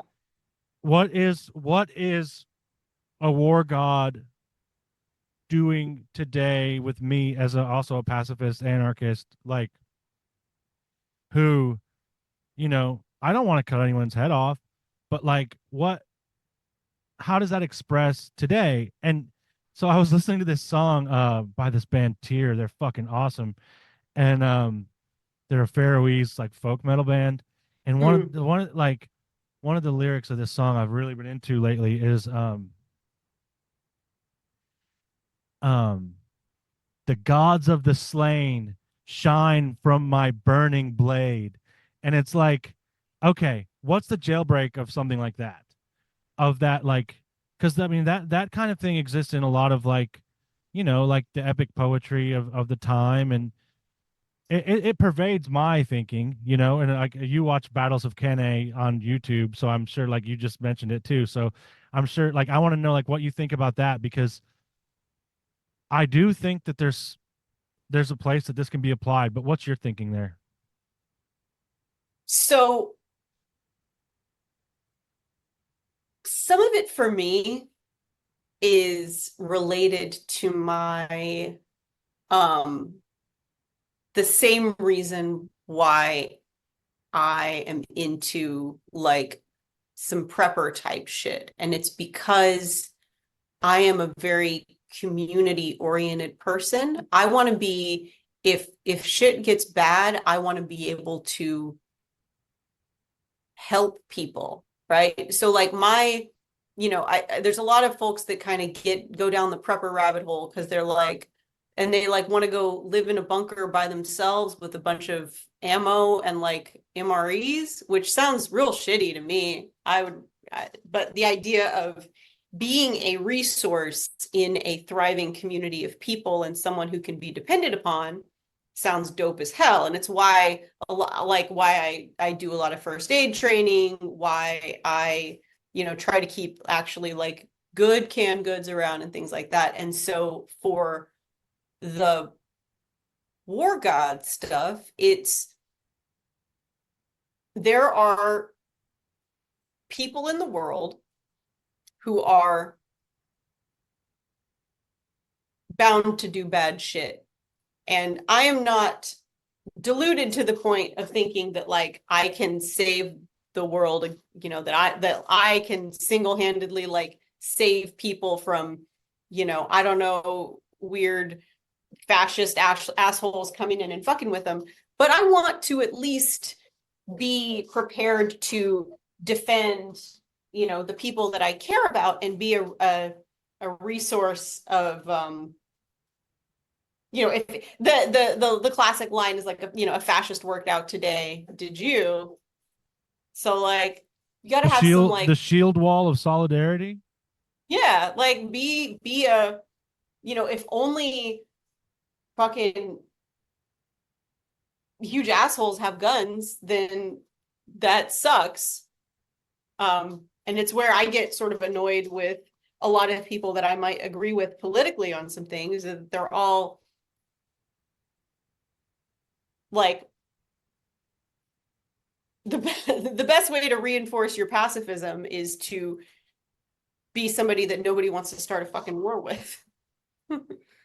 Hell yeah, it's like the warrior in the garden versus the gardener in war, which is like Mhm. I can make arguments for either, right? Like I don't think one is Yeah, necessarily better, but that makes me think of that uh, yeah. little trope. Um, yeah, for me, I think that's good. I also think that in my day to day, it's like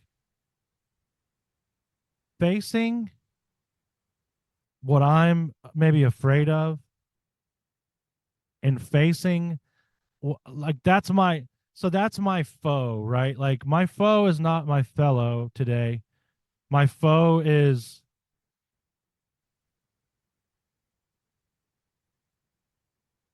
the things that keep me from experiencing the life that I want to experience, and I can overcome them and face them.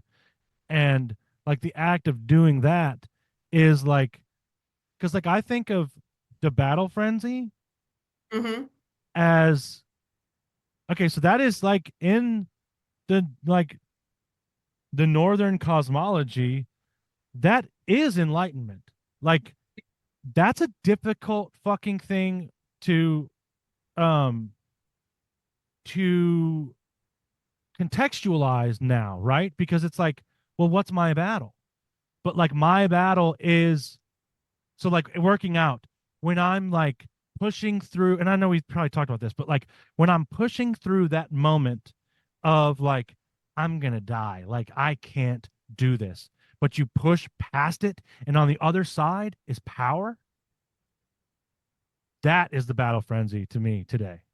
Yeah. Yeah. And so For real. anything, and that can go for anything, right? Like for me, a lot of the time it's like situations that used to baffle me, maybe situations that make me uncomfortable, or things that like I might be afraid of. um like I might be afraid of this rejection if I put myself out there, um if I'm attracted to another person, like, but Mm-hmm. if I'm able to push through that, there's glory, whether I fail or succeed, because it took a courage that I didn't think I had. Mm-hmm. And so those little acts, I think, are, it's easy to see them as mundane, but like those, they're just as transcendent in my mind. No, I agree. The amount of gnarly trauma I've worked out with a barbell, just processing a lot of rage, particularly. Like I struggle with a lot of really intense anger, and putting it there and processing it out that way is a divine act. And an incredible experience of transformation for sure.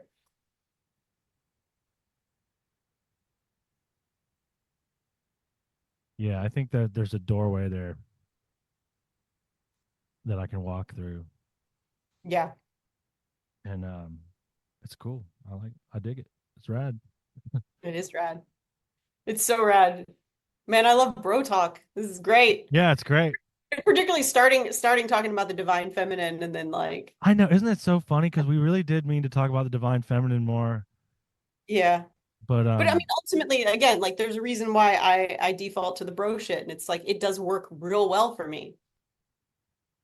yeah, and I think it's good because it's interesting because it's something that's happening to both of us right now from different angles, right? Like, I came home and it's basically been the goddess that's been 100% my focus of my practice and of my, just a lot of my waking moments, honestly. You know what I mean? Like, um, and I'm gonna just like make this a, I guess, a recurring theme of this podcast because I'm gonna keep talking about it. But like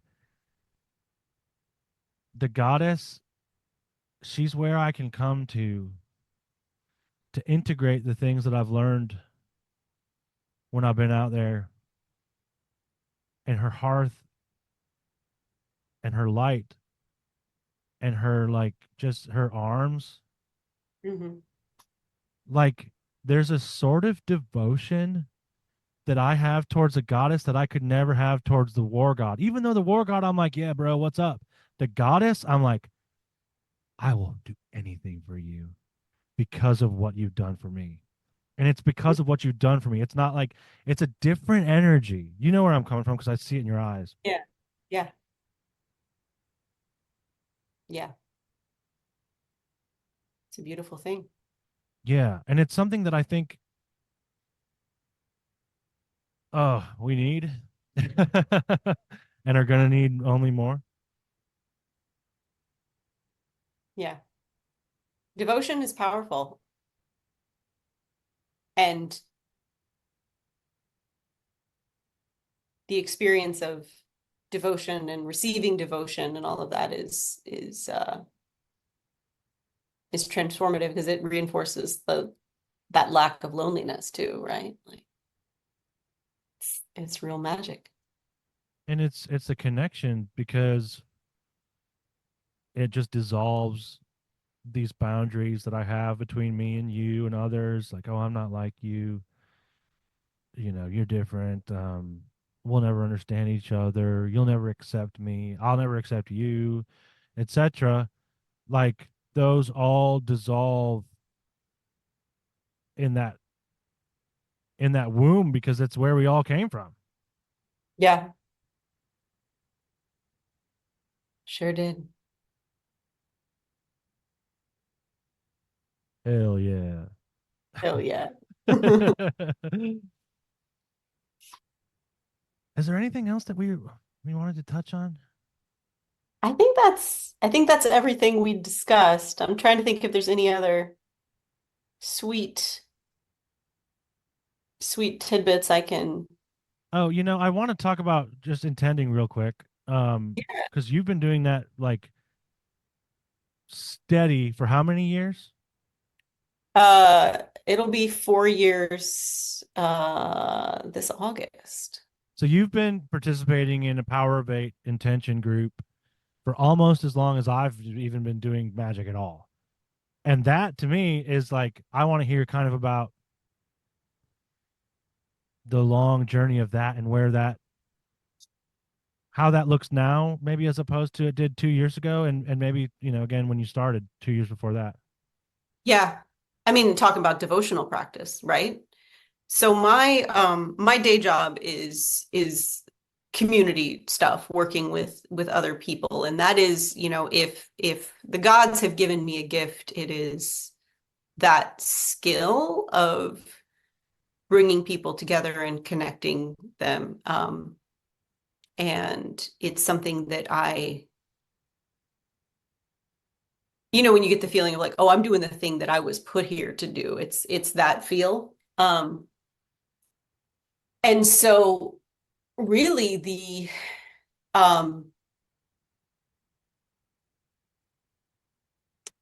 the thing that happens with that is you're developing a practice that is, I mean, I guess every once in a while there's people who only come because they want to be intended for, but like most of the folks that are coming are there because they like being part of this thing that creates an engine of care and flourishing for other people and for the field in general. And so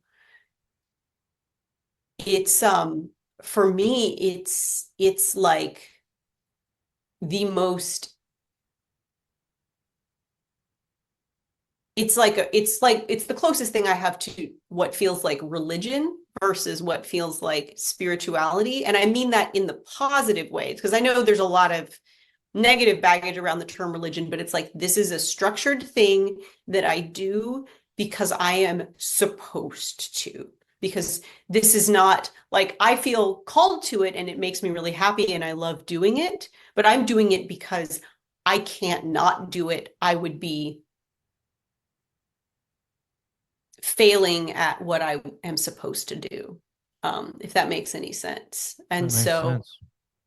going regularly, I mean, it's really fucking good for your mental health to just spend a little bit of time each week thinking nice thoughts for other people. I think, I talk about it to people who are otherwise scientific materialists because I have some of those in my life, and I have decided it's really funny to be totally out with those people about all my bullshit and just be like, yo, did you know that I've got some weirdo beliefs?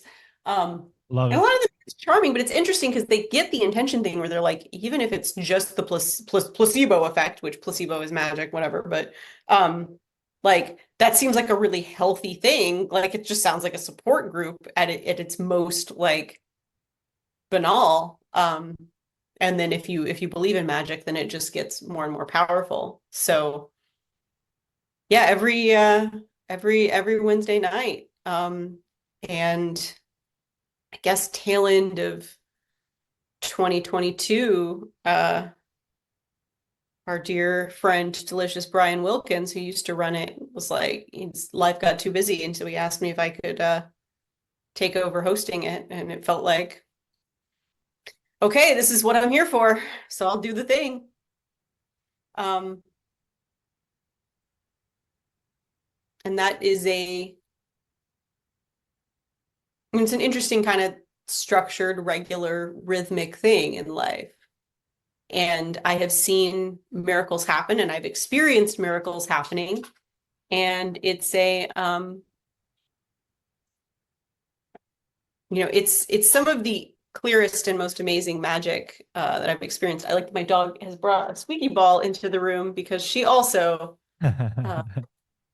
loves intention group. I And bet she wants does. yeah, no, it's really funny. She'll come and every once in a while will show up in the intention visions because sometimes you get that's a bit much. Sometimes you get you see things when you're intending for people, and every once in a while it's like, okay, so my dog is bringing you something. She's bringing you a gift of healing. I don't know. I Yeah, know I'm hell very yeah. meshed with this animal, but she does show up in some interesting things from time to time. That only makes sense to me. I mean, that's just a spirit. Yeah, That's a spirit companion, you know. Like, yeah, of yeah. course, We're y'all are very, very attuned. wandering the Um, realms together and stuff. yeah,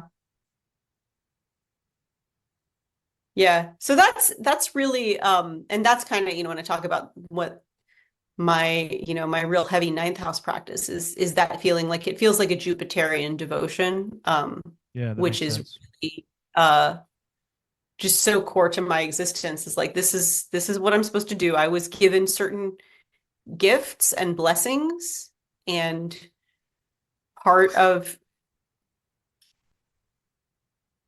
I have, due to a variety of circumstances, I experience unbelievable abundance and prosperity, not just financially, but in just life in general. Like I'm very, very lucky.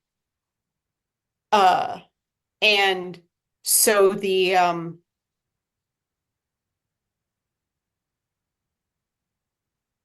being able to be part of an engine for pushing that out into the world and increasing it is just kind of a no-brainer. Very nice. Yeah, it's the community aspect too, right? Like, and when you were mentioning a religion, that's what it made me think of, right? Like a these people huddled together, like holding back, the trials of life through just like thinking good thoughts, man. It's just a Yeah. beautiful thing.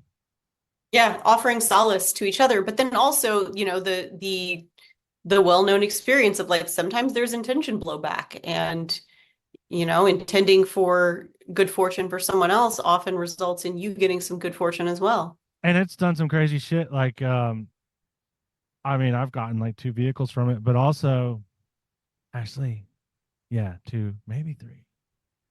I get a lot of vehicles, I guess. But I remember at camp we started a fire with that shit. Yeah, it's Like crazy. literally, the campfire came back to light and was like burning. Like, now I'm not just talking smoldering. Yeah. Yeah, I mean it's a miracle engine. I've seen absolutely unbelievable things happen. I had my brother and his wife ended up having um that was my big intention project over the course of multiple intentions to get them to have a healthy full-term pregnancy. And now I have these two little baby nieces. Oh, that's And awesome. the magic of the oh my God, the magic of the intention, is that they didn't do IVF to get twins. They just got twins because it was like, okay, we're gonna throw some magic at it. We're gonna get you two fucking babies. Hell And so now I yeah. have these little baby nieces who are such a blessing. And And it's funny because like my my whole family like knows that it was like a regular thing we intended for, and during the pregnancy, intending for healthy outcomes and stuff, and they're just like, oh yeah, you and your prayer group have made these miracle babies, which is like, and they of course they call it a prayer group because Yeah. It's funny. I always called it that too, just because it was just much easier to just like I it's gotta so do much my easier prayer to group. explain. It's my prayer group, and it's like it's not a prayer group. We just happen to pray to a friendly snake and then kind of vibe on some Reiki music. Yeah, it's like a prayer group slash coven slash. It's like you know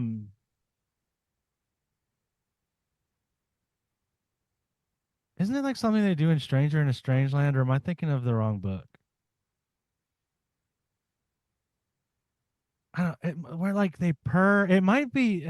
This might be a totally different. It might be Oryx and Crake. Who are the like? I'm on a tangent, man. There's like a sci-fi species of aliens that like they're like iridescent bodies, and they get together and they purr, and it can like heal you. Anyway, it reminds me of that too. I feel like the Martians might do that in Stranger in Strange Land, but it's been a while since I've decided to To jump in the invest Heinlein hole. any Heinlein. Yeah, Yeah. I was so into Heinlein as a sanctimonious teenager, but Yeah. Talk about yeah, war gods. yeah, developmentally appropriate, and then you come back to it, and like, man, this he guy is really into fucking his mom. Yeah, and yeah, a lot of it doesn't age great. Yeah, it's real weird. Yeah. Like, my dude, you need to, I mean, some of it is like it's a great, what is it, Silver Age sci-fi, but like some of it you're just like, you really just had some complexes. Yeah, for sure. Anyway, so it so much to say. It reminds me of a sweet group of iridescent spirits gathering in a circle to purr someone back to health. That's what I'm trying to Yeah. say. I mean, that's basically what we do. Varying levels of iridescence and purring, Hell yeah. but yeah, it's pretty dope. It's There's something very magical happening. yeah. Yeah. And I think it's meaningful. I think for a lot of people, like particularly, oh my God, during the pandemic, it was that was when a lot of folks really started coming regularly. And the wizard camp thing that I ran complicated, came up out of that. It was just like everyone is starving for community and connection and feeling like they're part of something and not so isolated. Like it was such a great spiritual medicine for, whatever people think about the virus component of that times. The great sickness was the isolation, right? And that's, Yeah. that was the part that really hurt a lot of folks. And being able to have that space weekly, coming together and building those relationships and caring for each other in that difficult time was really incredible. And that's the sort of thing that's like, you know, I like using magic to make my life better, but I really, really like using magic to be an engine for greater flourishing for all, mother sentient beings. Yeah, doing magic for others hits different, and I feel like it really pulls in a lot of um it pulls in a lot of juice. Like when I'm doing a lot of that, it's like I can really feel it. Yeah. I don't know, there's something going on. Like I was talking to on the most recent episode that I put out.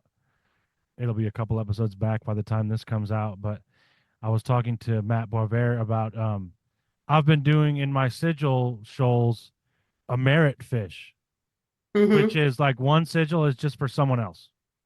Mm-hmm. And like the idea of the energy of the merit of that kind of pulling everything in the right direction, right? Um and sometimes, I'll just charge that one primarily, and then the rest are kind of like, you know, Just in the shoal. ancillary to it. I like the idea of a merit fish. That's really good tech. I'm gonna pull that into my next shoal. Check it out, and let me know what you think, because it's definitely something I want to hear other people try. Yeah. I'm all about the open source, crowd source, like, dude, like, I know that magic was at one point secret, but it's just not anymore. Yeah. And like the secrets that I have are personal stuff that it would be a secret because I'm in a relationship with a being. You know what I mean? Yeah, yeah. Like if you told me some shit that I wasn't supposed to tell anybody, obviously I'm not going to tell everybody, but a lot of the tech stuff, it's like, no, this is for everybody now. Like we Yeah. desperately need it. It's that greater flourishing project. Yeah.